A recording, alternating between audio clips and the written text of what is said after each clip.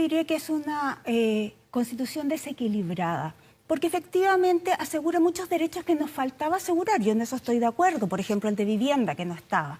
Pero es desequilibrada porque en muchas de sus partes dice una cosa pero quiso decir otra, eso es lo primero. Por ejemplo, en vivienda, habla de la vivienda digna, pero nunca habla de la vivienda propia. Y de hecho el problema... Pero en la Constitución actual tampoco.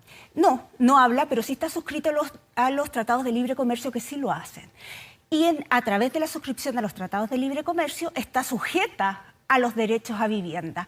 Ahora, el gran problema es que cuando un juez deba interpretar la ley, se va a la historia de la ley. Y eso lo sabemos porque conocemos cómo funcionan las leyes en Chile. Y la historia de la ley es que se negó en 3 ocasiones las indicaciones, o sea, las correcciones, para que dijera vivienda propia. Por lo tanto, cualquier juez que lea la historia de la ley dice que no se buscaba garantizar la vivienda propia. ¿Álvaro?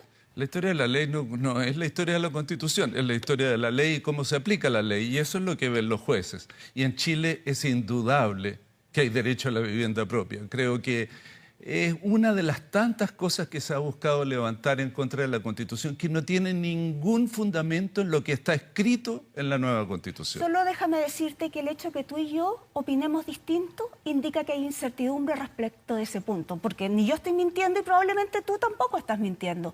Pero lo que sí te indica es que hay interpretaciones, y cuando hay 2 interpretaciones de un mismo documento, significa que el documento no es claro.